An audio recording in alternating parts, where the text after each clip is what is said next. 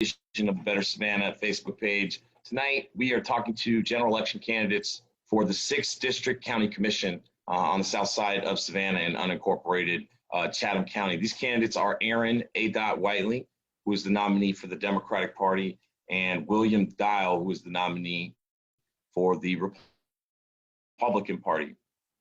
We'll start off with you, Aaron. I know we've had some technical difficulties, so please try to introduce yourself one more time quickly and just give us some thoughts on your platform. All right. Well, good evening, everybody. I appreciate you checking us out. Thank you, John and Chuck, for having this forum. My name is Aaron Whiteley. My friends call me ADOT, and I hope to be the next 6th District County Commissioner. I'm a husband. I'm a father. I'm a mentor. I'm a graduate of Savannah State. I'm a business owner, a combat veteran, but one thing I am not is afraid. I'm not afraid to stand up for the citizens of the 6th District, regardless of race, political affiliation, or any other attribute. I'm not afraid to engage people of opposing views, especially to find common ground. Should I be elected, 3 of my primary focal points will be: 1, youth engagement, because I believe the youth are tomorrow's leaders, voters, business owners, and workforce. And so we as a community, we have to make sure that we're giving them a strong foundation in order for them to become productive members of society. Another focal point would be business growth and development. Now, our district has too many vacant commercial spaces and too many brilliant minds not to have a steady stream of business, growth. So I will work with the resources available to make sure that we are creating businesses to employ our neighbors, but also for us to patronize as citizens within the district. And finally, accountability and accessibility, because your priorities are my priorities. So I need your help to shape our objectives and our goals for us to accomplish.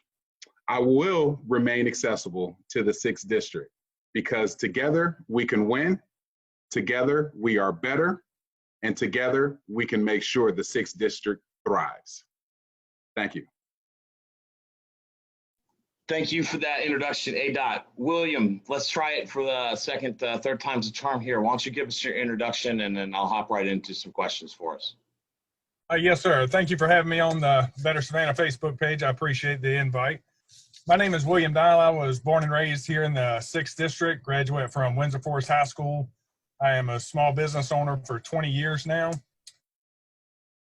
I've been with my beautiful wife, Christy, since 2004. We have 4 amazing boys.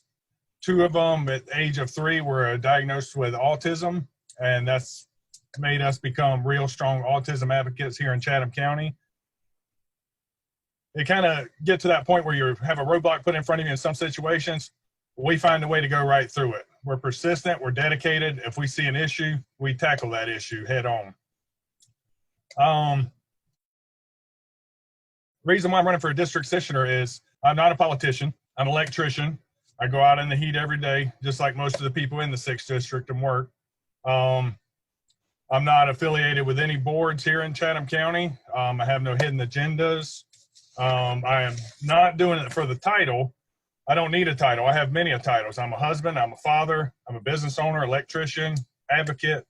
I'm doing it for the people of District 6, because I've lived here my whole life and I've watched it go up and down, and it's just going down too much now. There's too many vacant buildings around, commercial-wise and residential-wise.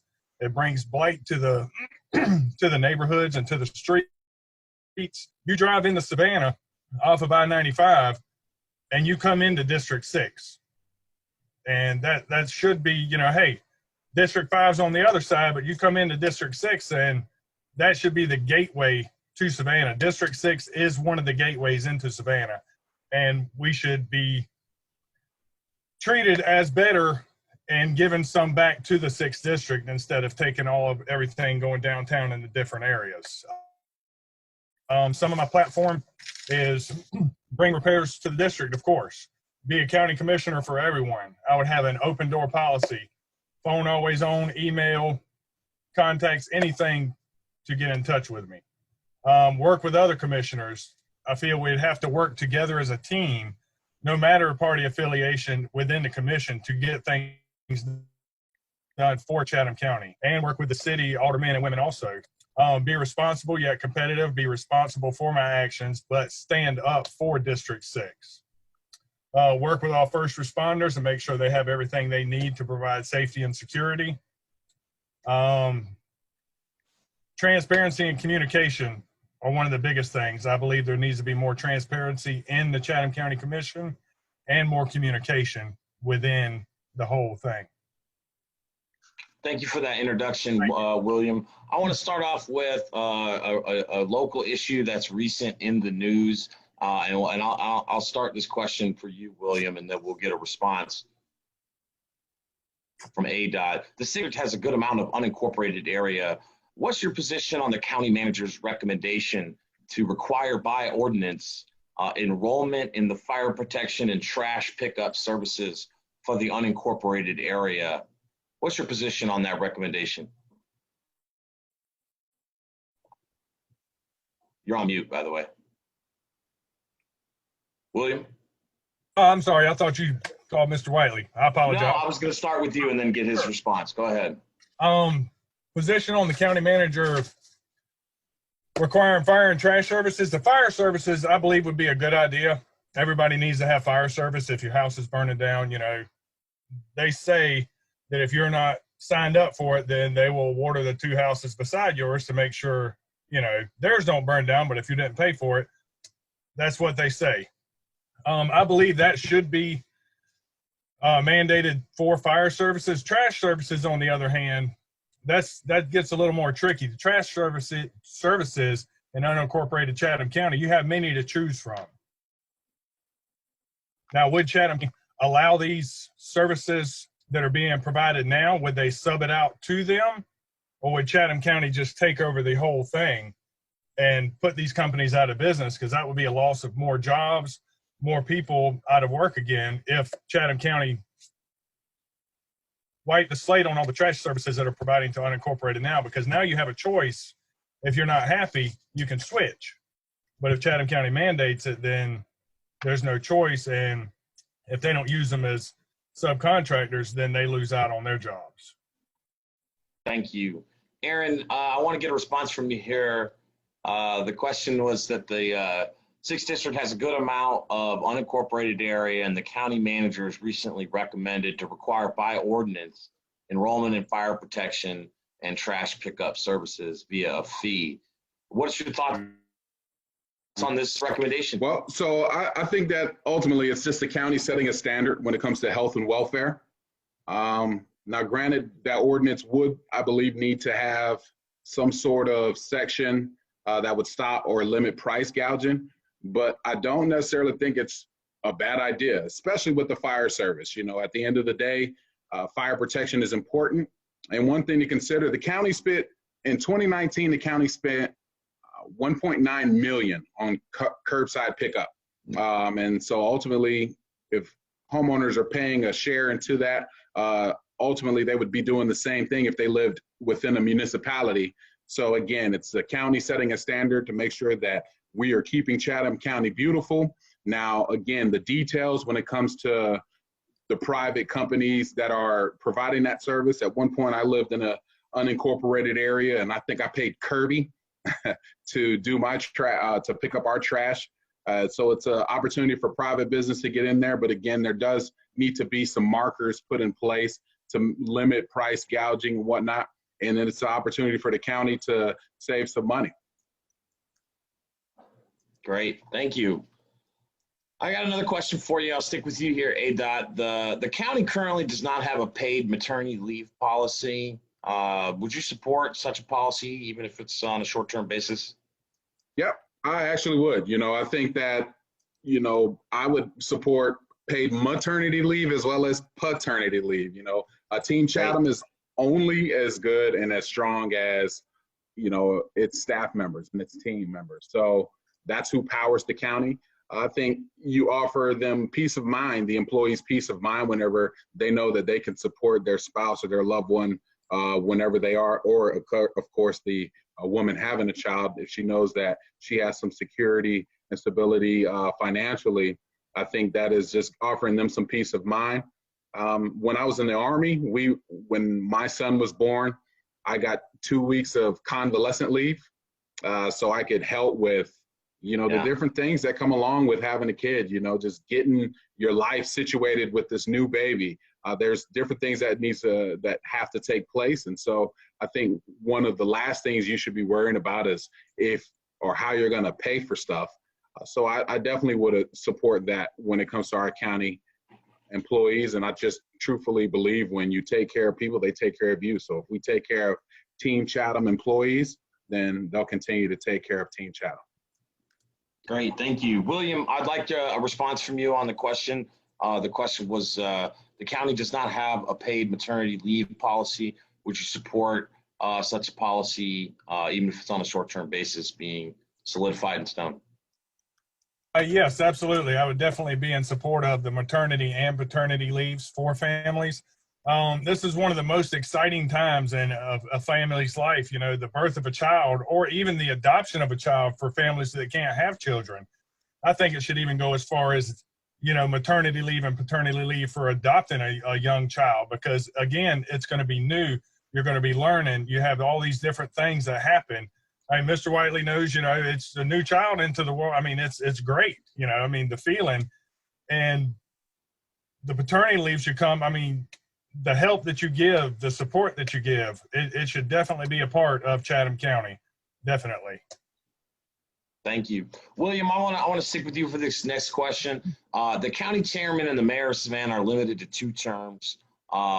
Many council candidates last year campaigned on bringing about term limits, and we've heard from others running this year that are in support of term limits. Better Savannah as a committee is in support of term limits as well. So I'd like your position on term limits for all of the county commissioners, whether it's 2 or 3 or 4, whatever you think the number is. Do you think there should be term limits? Get a chance to speak with them during the primary season. Appreciate all you joining us, the broadcast, and everybody that's going to join. I want to hop right into it, gentlemen. We're 6 months or so on. John, that's you. That's you, John. Crises, national, local, statewide. What are your thoughts on where we are? Hey, John. Yeah. We can hear you, man. That's you playing this. Sorry. I'm out.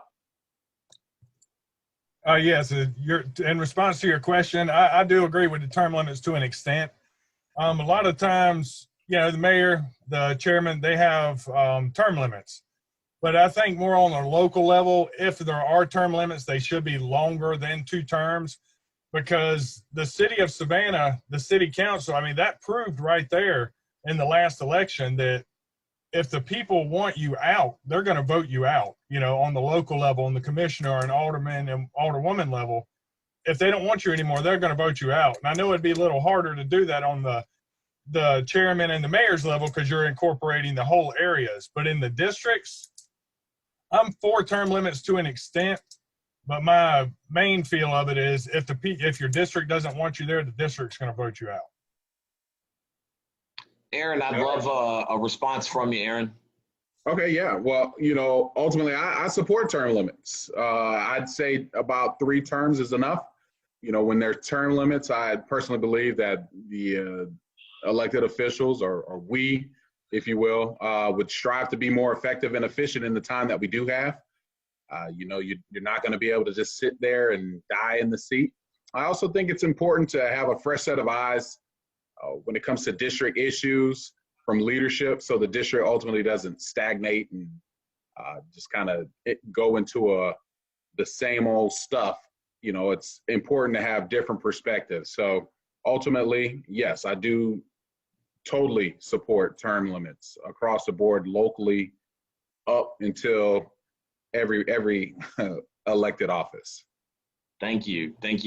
I want to ask you this next question. This is kind of another process question. Currently, the practice at the county, ADOT, is that any commissioner can put a subject on the agenda under their name, provided that they make the request before the agenda has been published. Now, this year, the Savannah City Council made a unique rules change to their meeting, which requires 5 members, an actual majority of that council, just to get something on the agenda for discussion. Would you support that type of change at the county, or would you want to keep it as it is? No, I would not support that change. And this ties right into, my platform and accountability and accessibility.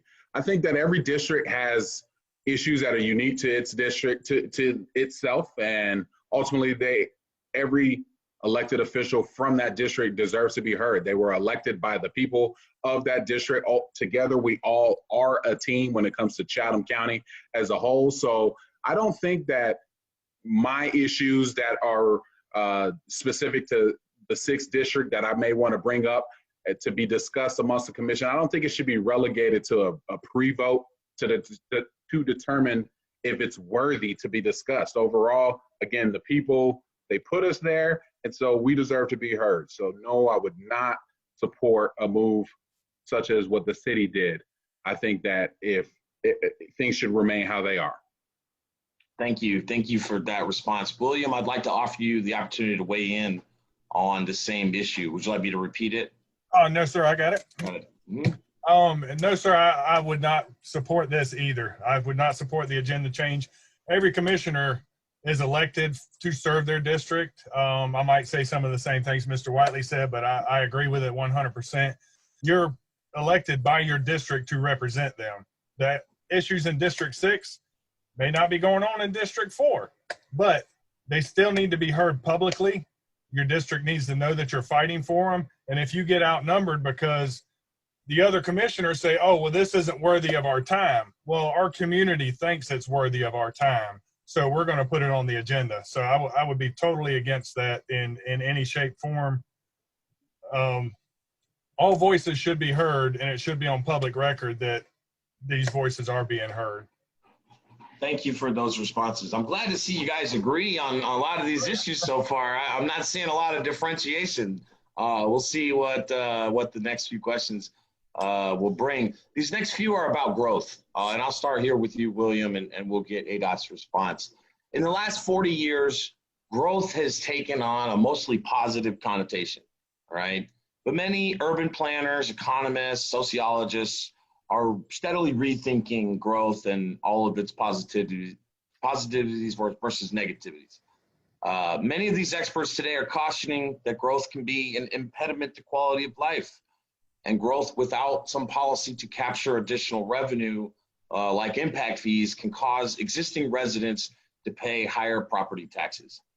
The last 2 decades specifically, but really the last 40 years, have brought a tremendous growth in this area. But when you ask people what they have to show for it, there's not really a great answer. William, what's your view on growth in Chatham County, and what policies or best practices should Chatham County adopt to guide this future growth? Looking into a few things, the Chatham County inspections costs are much lower than the cities. And even the permit costs are much lower than the cities. I mean, maybe we should look at that. I think Savannah's permit fees are double the cost of Chatham County's. So maybe we should look at that a little bit, maybe to get some more money coming in for the growth, because there is a lot of building going on and construction. Maybe we should look at that. We could look at the impact fees, go down that road a little bit and see what would work for most people. What's going to work for some people is not going to work for everybody, but we need to find out what's going to work for the community and for Chatham County to make Chatham County a better place. I know it doesn't say it in here, but I'm definitely against raising property tax or, raising property taxes millage rate. Definitely don't want to see that happen. So there are different ways in Chatham County that we could find the different funding and resources for the future growth of Chatham County. Thank you for that answer. Aaron, I'm interested to hear your answer on this question. There's about 2 or 3 in here. So, why don't you give me your answer, and I might ask you some follow-ups. What's your view on growth in Chatham County, and what policies or best practices should we be adopting? Yeah, so growth here is inevitable at the end of the day. We know it's happening. It's happening as we see, right before our eyes, Now, what we need is leadership that has vision to set the table for a prosperous future. So some of those best practices is really looking at zoning, making sure that zoning is up to par with the growth. An example of that, or a challenge associated with that in Pooler, you saw some challenges where the zoning isn't necessarily matching the growth, nor is the infrastructure set up to meet the need of the growth. So impact fees is another thing that we definitely need to consider, because at the end of the day, if we have commercial construction going on, that cost should not fall on the backs of taxpayers overall. And something else that's going to be important, I think, is using local unions and local contractors for capital projects. You know, at the end of the day, we got to set the standard for true transparency, but also inclusion, keeping money right here in Chatham County. So again, if we can use our local unions and contractors from our backyard, I think ultimately that helps bolster our economy. And we got to make sure that we're again, setting that standard for fair wages, but also competitive bidding processes to make sure that we are getting the best bang for our buck. And you know, when we look into different things associated with bidding, such as misclassification of workers, we got to put a stop to that. So we have to make sure that we are setting the tone up front, that we want our contractors to be, our prime contractors and the subs to be audited. We want them to be accountable to us, because at the end of the day, these are the taxpayers' dollars that we're spending to make some of this stuff happen. But again, it's going to take great vision and some guts to make some tough decisions sometimes. Thank you. Let me ask you a follow-up question, and I'll give you a chance to respond after a second here, William. And just as bluntly as I can put it, what's the value of record growth if the poverty rate in Chatham County is going to stay the same? You know, I'd really like that question answered by people who are running for office here. What's the value of growth if the poverty rate's not going to change? Airdate, your response? Yeah, well, you know, all right, there is no value. If everybody's not doing good, then everybody's not doing good. Only a few of us are doing good. To kind of offer some context, you know, in 2019, the county spent over $18 million in court costs, but spent less than $200,000 in MWBE community outreach, less than $100,000 in workforce development. Yet we gave $4.7 million in blueprint funding in 2020 to 22 organizations that received that money. Now, of those 22 organizations, less than 1% of them are directly geared toward encouraging self-sufficiency or business development. So at the end of the day, we're creating, you know, an environment where nonprofits are thriving, but we're not pouring and investing into citizens to make sure that they have the tools necessary to thrive. So I think in order to reduce poverty, we got to make sure that we're investing in citizens and in citizen growth, not need. We need to invest in workforce development and partnerships with organizations. And we need to make sure that our blueprint reflects that. Another thing when we look at that is affordable housing and making sure that we have fair wages across the board. So again, if the growth is happening, but we're not investing in our citizens, then we as a county, as government officials, have ultimately failed our citizens. And so if I'm elected commissioner for District 6, I'm going to work to make sure that the citizens are the priority and that we are investing in our citizens, again, through workforce development and also programs to help create new business owners. We want to keep those dollars in our backyard, at least 2 to 3 circulations before they leave. Thank you. You brought up some really great information in your response there. William, I want to give you a chance to respond. I saw you shaking your head a little bit, and I know that you're in the construction field. You know, what is your answer to that question of what's the value of growth if the poverty rate's not going to change here? The value to growth in Chatham County with the poverty rate not changing, there's no value at all. I mean, we grow. Okay, how are we a community when we say we're growing, we're becoming this great place, but there's so many people in poverty. Yeah, we need to concentrate on that also, you know, bringing the poverty rate up, you know, getting a livable wage within the city. Now, I'm not talking about, you know, $15 hour minimum wage, because that's just, you know, but a livable wage for people in Chatham County, that's where we need to get to. I was doing some research on the poverty. A lot of people in poverty don't work. We need to find out, because I'm sure there's a lot of issues of why these people aren't working. Maybe we need to look at those issues and try to help them out on the issues that they're having, why they're not working, why they can't work. I mean, that could be a start right there. Other people in poverty, you know, work part-time. Some people are working in poverty. There's a whole list of it, but we need to find out from the bottom what is stopping some of these people in poverty to not be able to work. I mean, I think that would be a great start. When we're growing Chatham County, that needs to be one part of it. You know, help the people find out the issues of why they can't work, you know, and help them resolve the issues. You know, is it childcare? Is it transportation? There's a lot of things. It would have to be a case-by-case basis that we need to work on as moving forward with Chatham County as it grows. Thank you. I want to give you a chance here to respond before we move on to some SPLOST questions, because I think this is a fabulous part of the debate of we need to be having right now in this county, is that, you know, considering, you know, who is benefiting from the growth is a question I don't think is considered. ADOT, you wanted to jump in? Yeah, you know, the reality is we know what it is. At the end of the day, you know, overall, the county benefits from tourism dollars, for example. But a lot of the jobs in tourism, they don't pay well. And so with that, at times, it's more lucrative to take, you know, government funding or government aid than to work. And if you work too much, then you lose the government aid. So the start is making sure that we are holding businesses accountable to paying affordable wages. And if they are thriving and benefited from tax abatements and whatnot from the county, then we need to quell that and stop that until they are willing or show the willingness and display it, not just say it, but display the willingness to pay livable wages. I agree with Mr. Dial in that a $15 minimum wage out the gate is a bit far-fetched.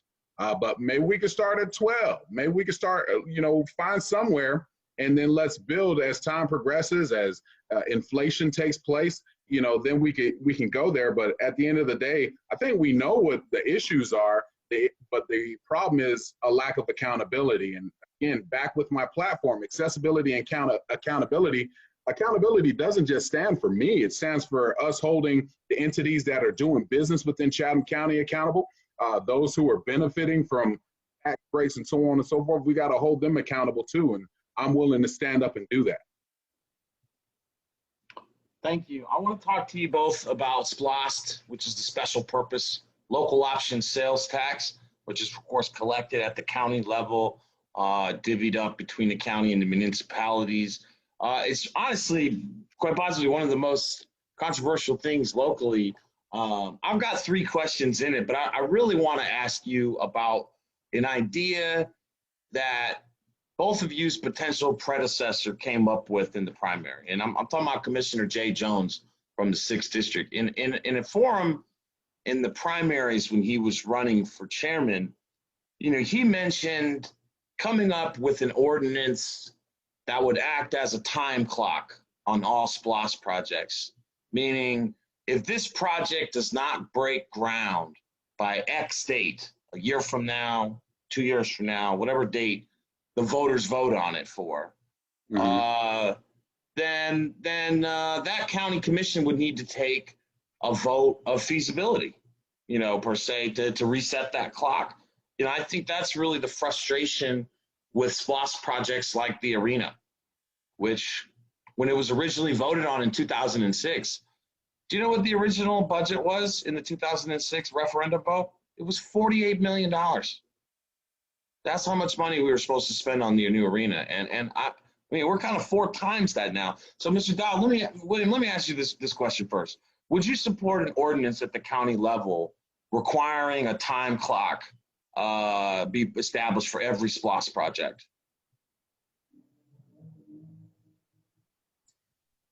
I would support the time clock for most SPLOST projects. I mean, some of the bigger ones, like you're saying, the arena.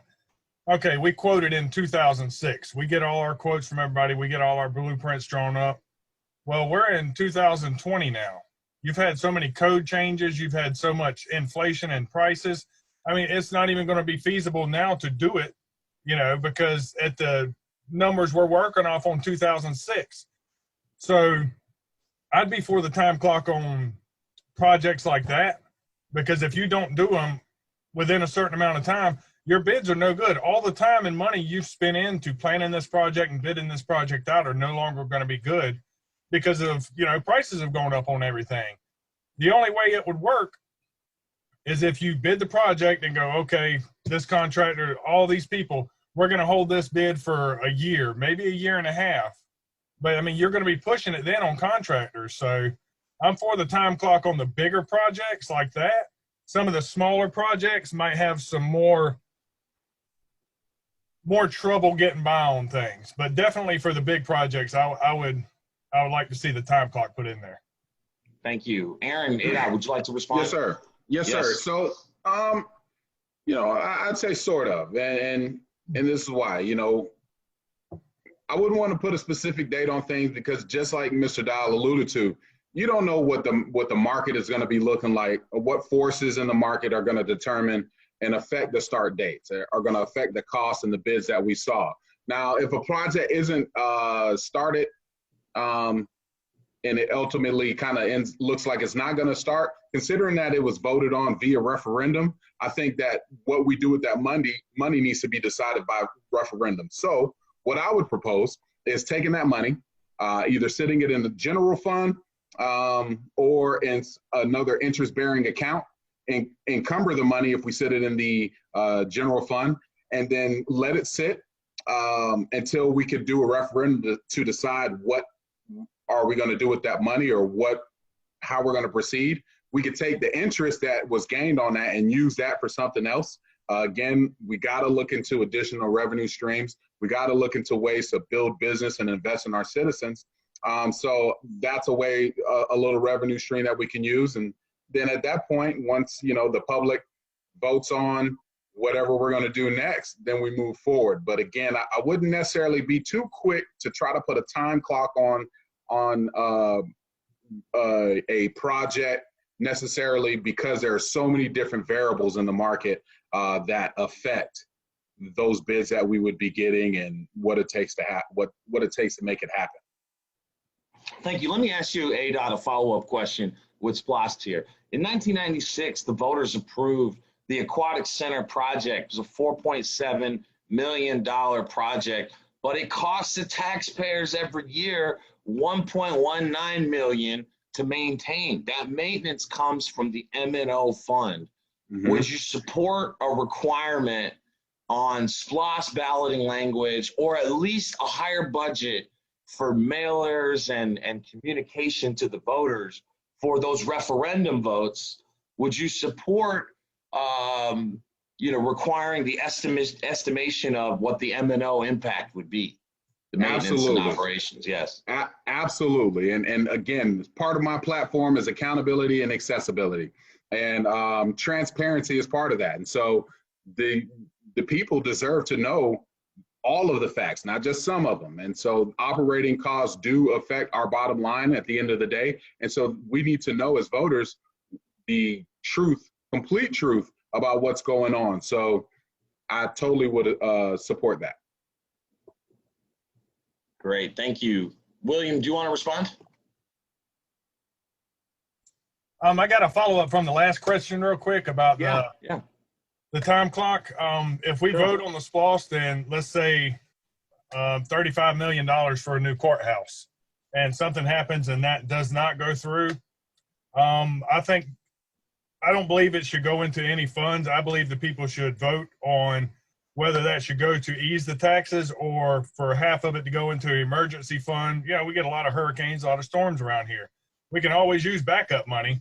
But I think that if it's not used for the purpose that we voted on it to be used in the beginning, then it should go back to a vote to see where that money should go from there.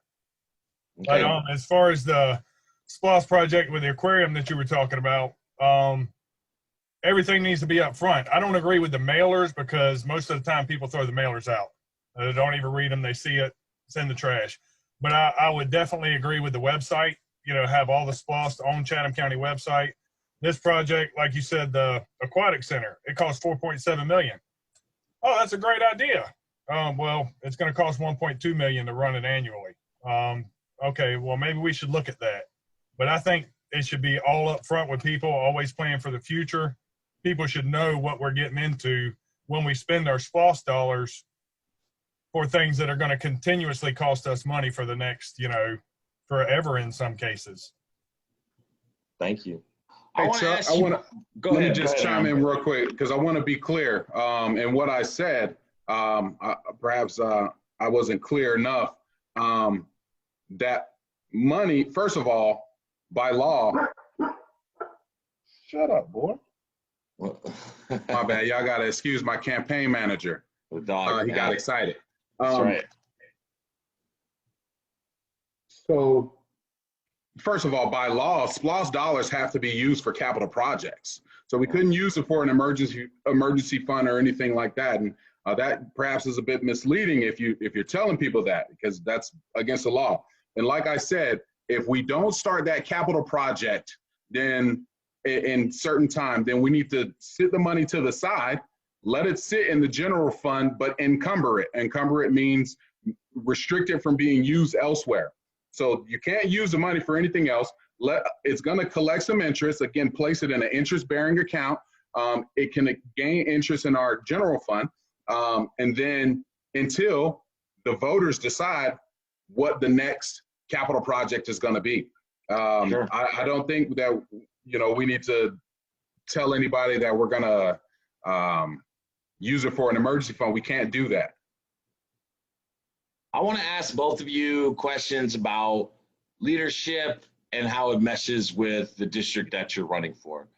ADOT, you're the second vice chair of the Democratic Party of Chatham County, and we've had a Democratic chairman for 20 years, across multiple incumbents. Some would speculate that you'd be likely to fall in line with Chester Ellis should he become the chairman. How would you separate yourself from party doctrine for sound public policy? I think it's a fair question. Absolutely. I think it's a fair question too. And so let me just be clear.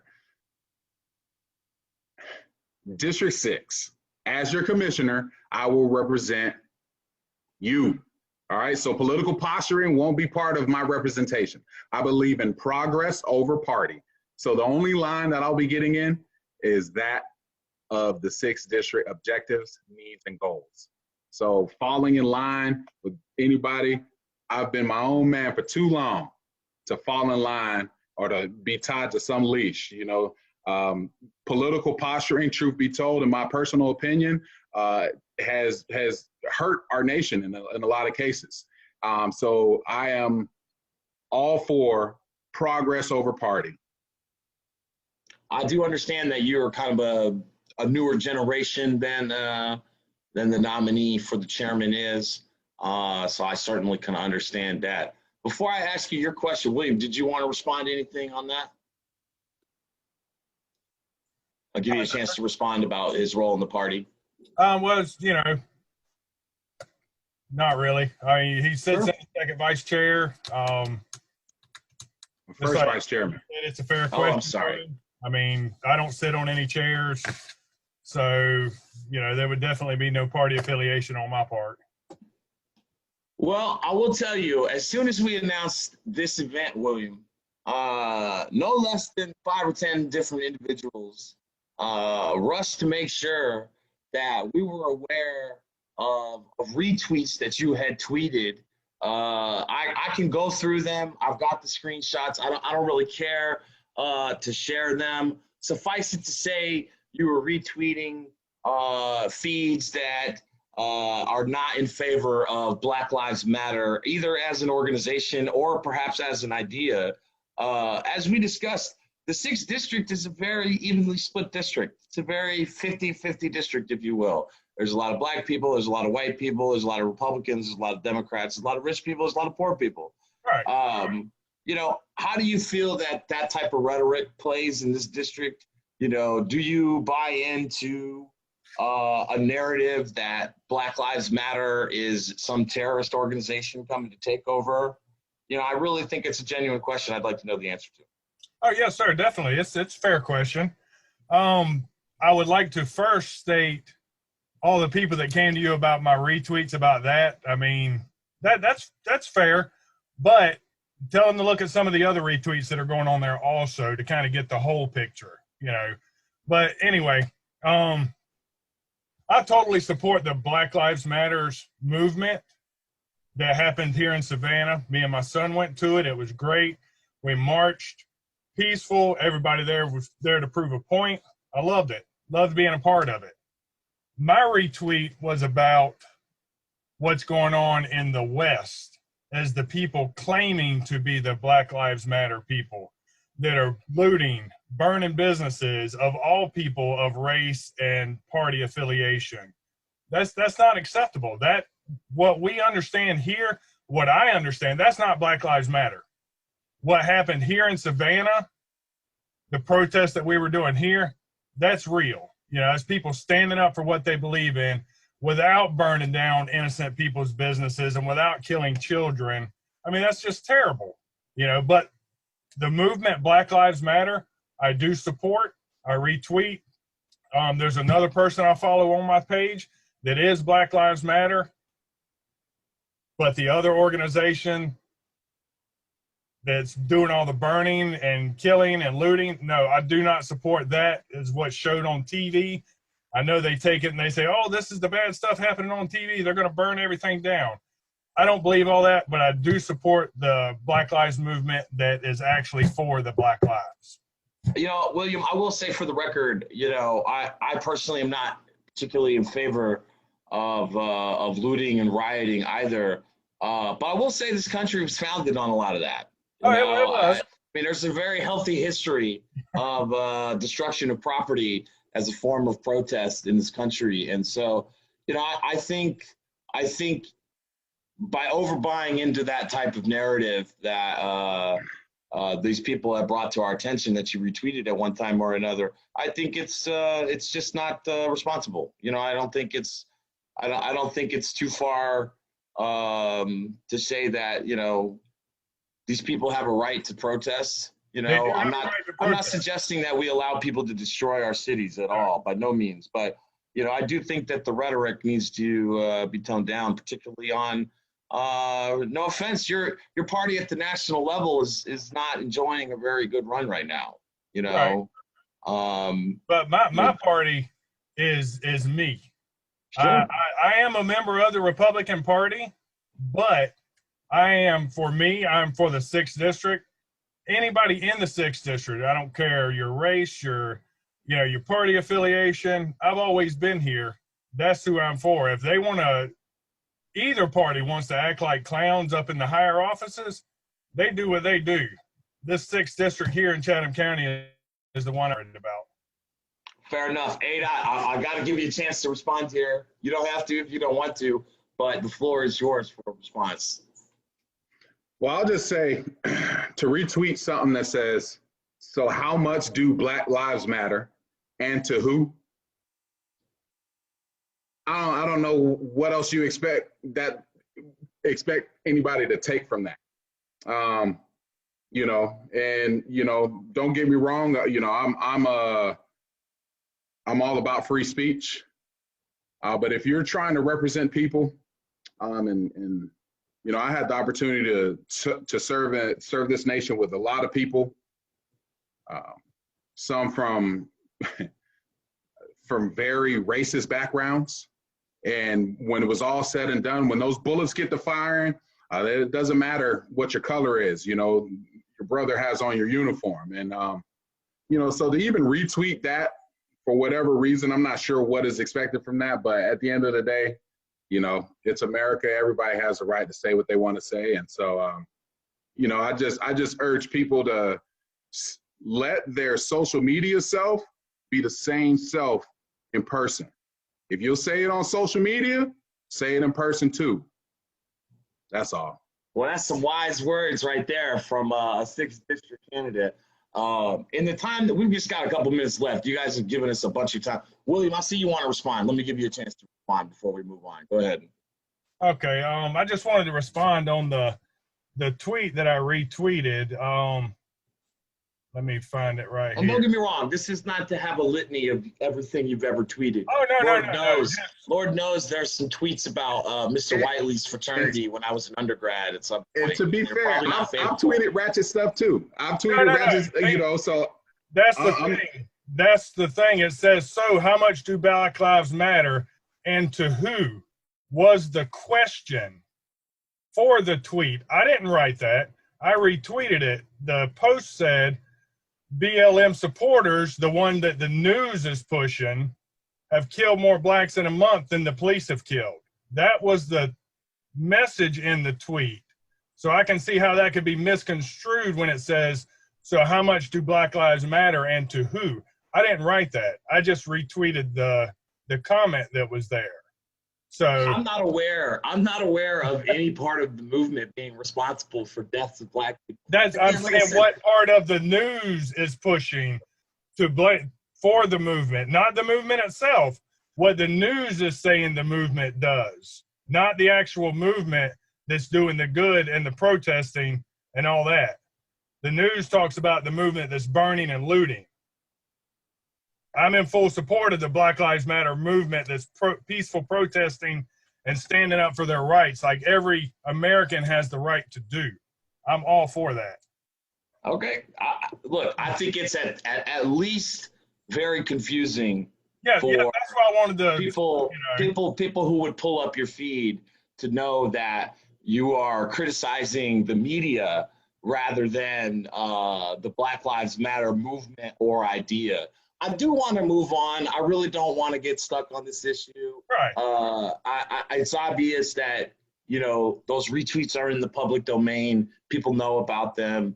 I've gotten a bunch of messages and phone calls about it leading up to this event. So we'll move on. We've only got a couple minutes left. I appreciate you guys and your time with the technical difficulties we've had. I want to just end talking about kind of third rails in Chatham County politics. And what I mean by that are these institutions that everybody seems to say are untouchable. And three that come to mind off the top of my head are CETA, the Port, and SCAD, right? And let's just kind of take them one by one. The county commission makes 1/3 of the appointments to the CETA board. And, you know, CETA makes deals on your behalf. Now, everybody seems to say that CETA is this state organization, which it is. It is a state authorized economic development authority, but all of the power that authority has is given to it by an ordinance that your commission passed, right? It's an enabling legislation that allows Savannah Economic Development Authority to negotiate on your behalf as a commission to give away property tax abatements to companies to open up job growth here. Now, there is no mechanism for an independent audit of these deals. And that's something we've been really pushing hard for this year in the county and in the city. And remember, this is a joint board that's appointed by the city of Savannah and the county, you know, together. So, I mean, as you both mentioned, you want to have a closer working relationship with the city. What are your thoughts on independent audits for Savannah Economic Development Authority, you know, on their book of deals going forward? Because I think that's a big source of disappointment that we're not seeing the real answers to because we can't see their books. Why don't you take that for us first, ADOT? All right. Well, I think it's important for the citizens of Chatham County to know that the county commission has their back and is really paying attention or minding the county's pocketbook, if you will, or wallet, whichever you carry. Now, I think that an update to the ordinance would be important when it comes to making sure that we are putting that an audit is necessary. An independent audit is necessary, not a self-audit, but an independent audit that we would, as a commission, vote on who actually does that. But to go a little bit further, I think it's important that we look at when it comes to county contracts that are being awarded, I think the standard needs to be that on the RFPs, we're saying, hey, we're going to audit you. We're going to audit not just, to make sure that you're not hitting us over the head with change orders, but we're going to audit your human resources practices to make sure that you're not misclassifying employees to submit lower bids. That ultimately means that the citizens and the local unions are losing out. When we have unions right here in our backyard, they're submitting bids, but they're not necessarily competitive because big contractors are misclassifying employees, not giving them health benefits and so on and so forth, then we're taking money right out of our backyard. So again, to sum it up, yeah, I think we should make an adjustment to the ordinance to say that we are going to audit you, or that an audit is necessary when abatements or tax deferrals and breaks are given out. But again, to go a step further, when it comes to our RFPs, we need to make sure that anybody who's looking to do business with Chatham County understands that if you're going to do business with us, you got to take care of the people who work for you. You cannot misclassify employees to make your bid lower in hopes for us to give you that bid. Thank you. William, I want to give you a chance to respond here. ADOT made some great points about the contracts across the entirety of the county government, but I'm very interested in CETA. Would you be in favor of requiring an independent audit on the contracts? Remember, they promise jobs and salaries in favor of these tax abatements. We give them these tax abatements, they're going to bring these jobs and salaries. There's no mechanism in place at CETA to verify. I think it was Ronald Reagan that said trust but verify. Shouldn't we be verifying CETA's performance? Yes, I agree with you 100% on that. There should be an independent audit, definitely not by CETA themselves. Chatham County or Savannah should, maybe jointly pick who does the audit for CETA, because if we're giving them all these abatements and breaks and everything, they should have to prove to us, and any company that comes in and does these jobs should have to prove to us that they are paying their employees correctly. Why should we keep giving them breaks like we promised if they're not fulfilling their end of the bargain? Us not checking up on them or making them provide proof in that's just, flushing money down the drain. We're giving them the breaks. They don't have to do anything because they know they're not being checked on. They're not going to be audited. So something definitely needs to be put in the works to have an independent audit of them. Thank you. I appreciate those answers from both of you. My next question, and I'll start with you, William. The Port of Savannah accounts for an estimated $30 billion of economic impact in the state and greater Southeast region. But yet only about 10% of the jobs supported by the port are in the general Chatham County area, to include Bryan and Effingham counties. The port does not help out the county or any municipal costs offset the effects of high growth, congestions, road wear and tear, increased truck activity, all of the emergency services from the trucker accidents. Not even to say the thoughts of pollution, climate change, any of those long-term type of ramifications. Will you commit to support negotiating with the delegation? This is a big goal. I know, talking to everybody in politics, that this is not going to be easy. I don't expect in your first term for you guys to have some magical deal with the Port of Savannah, Georgia Ports Authority. That's going to be amazing. But I think the more we talk about things, the more likely they are to happen. So I want to know, what is your position on using the delegation, in our favor to perhaps get some permanent revenue up off that port? Yes, I think that would be a great idea. I mean, again, I'm not into the whole politics. I don't know how far it's ever gotten, if it's gotten anywhere. But I would love to be the one to bring that to Chatham County. the ports, as you said, you know, road congestion, emergency services, all that we're paying for. The ports are there. The ports have grown. I mean, I think we're the second largest port on the East Coast. Yeah. But something, you know, Chatham County does need to get some kind of revenue from that, because it's Chatham County, Garden City through downtown Savannah. Chatham County should be getting some kind of revenue from the ports. And I mean, I would hope to be the one to bring that to Chatham County. Thank you for that answer. ADOT, I think that you're probably going to most likely agree, but I want to hear your response nonetheless. Yeah. So first of all, we got to make sure we are under the understanding that Georgia Ports Authority is its own entity. So Absolutely. law enforcement, the emergency services, that's not paid for by Chatham County. That's paid for by Georgia Ports Authority.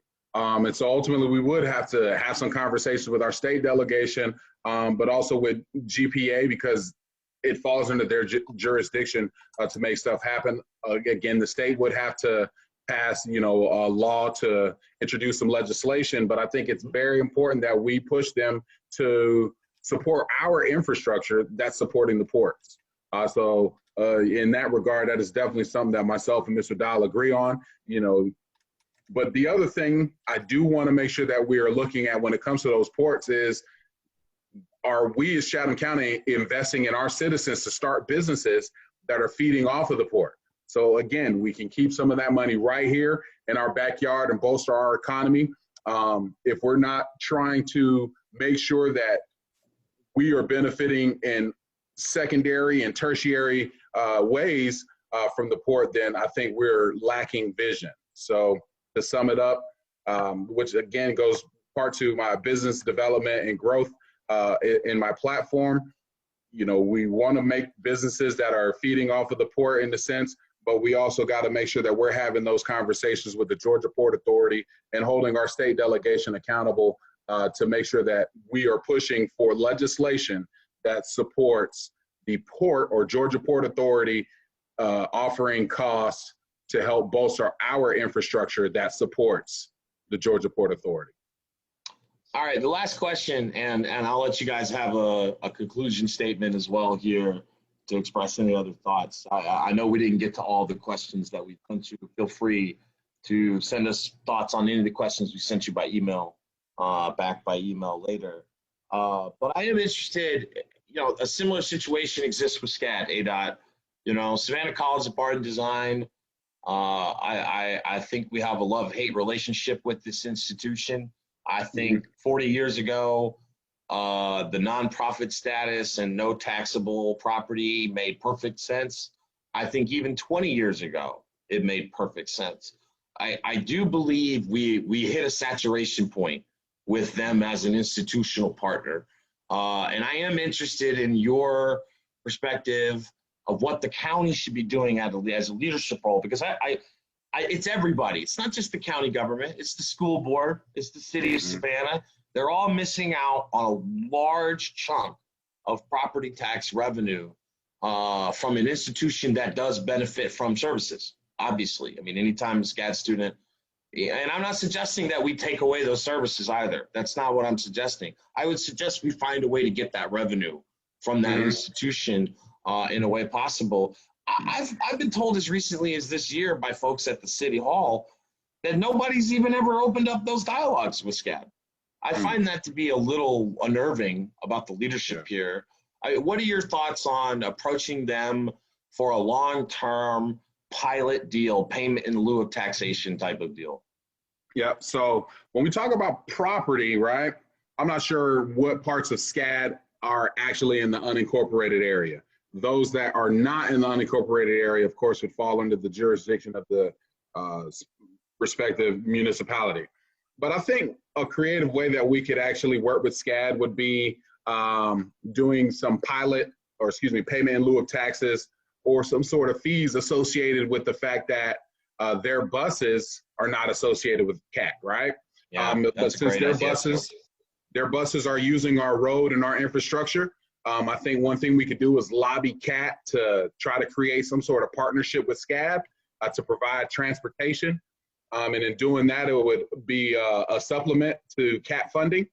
But then it's also an opportunity for SCAD to kind of chip in, you know.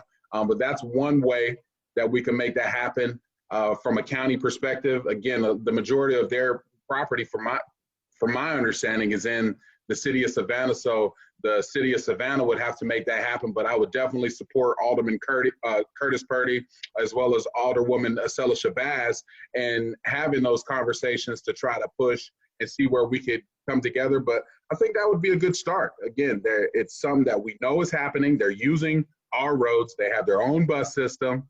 So pay a fee for those roads, or let's do a partnership with CAT so we could supplement some of the funding that CAT is getting to ultimately help transportation throughout Chatham County. I love the idea about partnering with CAT. I think that's a great idea as something in lieu of taxation.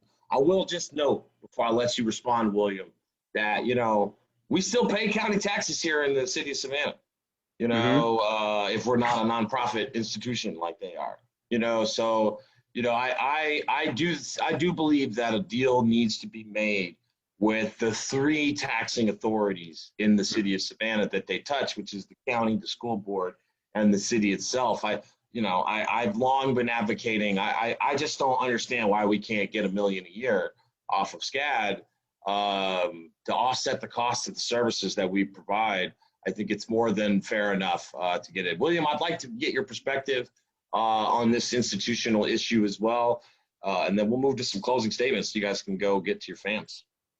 Yes, sir. I definitely believe SCAD should be paying their fair share. And as you said earlier, you heard that no talks have even been started as of yet.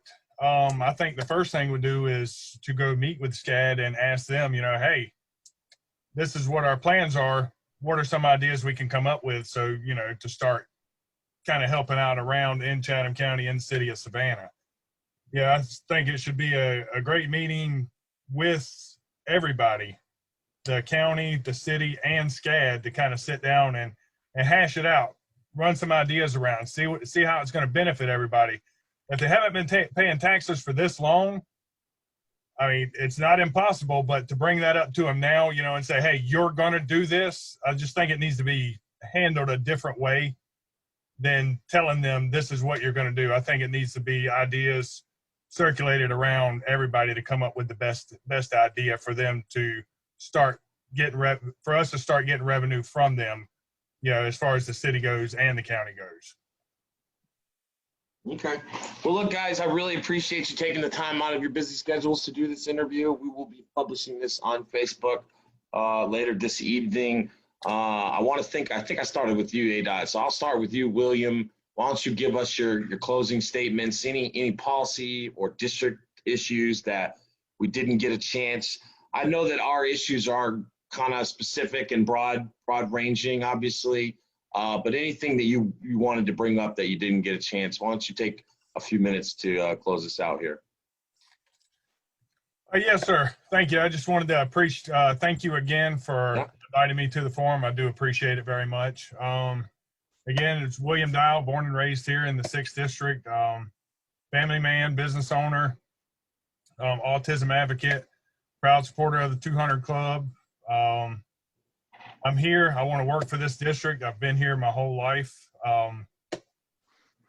And that's what I'm here for. I'm going to be here to fight for the people, for everyone in the 6th District. No one's going to be left behind.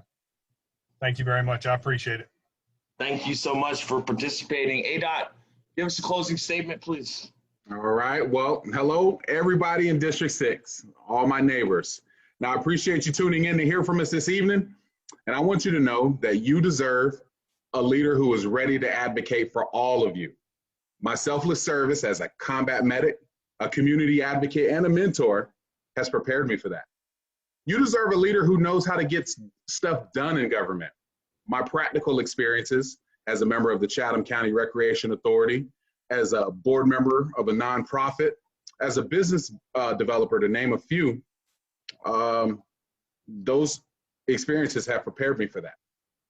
Now in November, I will graduate with a master's in public administration, showing that I have the formal education not just a practical education, to best serve you. You deserve a leader who isn't divisive and who's willing to stand up for those whom they serve, even if it's against political norms. And I'm ready to answer that call. When you elect Aaron A. Whiteley on November 3rd, you will be electing a servant leader who's ready to fight for you and all of our neighbors to make District 6 thrive. You will be electing a proven leader who's operated in high stress, highly scrutinized environments. A leader who's been a union member, an employee, as well as a business owner and employer, a renter and a landlord, and a homeowner, just like a lot of you. So when you vote for me, you're voting for us, somebody just like you. If you want some more information about me, check out my website, which is aaronwhiteley.com. That's aaronwhitely.com. I hope you'll take a look, and I hope that you reach out to me because, again, it's not what I want to do for our district. It's what you want to do for our district. I'm here to serve you. So I really hope that you'll vote for me on November 3rd. Thank you, Chuck and Mr. McMasters. Also, Mr. Dial, I appreciate you and your time. And I look forward to the rest of, 50-something days. 50-something days. Look, I want to tell you guys both. I mean, you're both very impressive. I think you both represent a change from status quo politics in kind of both parties here in different ways, but both kind of a refreshing change. I think it's probably the most agreement I think we've had all year on some of these issues. I think it shows that they're resonating and, they're bipartisan. They're not, the issues on the local level don't need to be Democratic or Republican a lot of times. They're really just about what's about doing right and doing good. Just a little bit of housekeeping for those of you who will see this video on Facebook tonight. Tomorrow, pending any technical difficulties, we'll have an interview with the Republican nominee for chairman of the county commission, former mayor of Tybee Island, Jason Buelterman. Quick note, we did reach out to his opponent who has politely declined to participate. So we will hope that you will still tune in and listen to a perspective.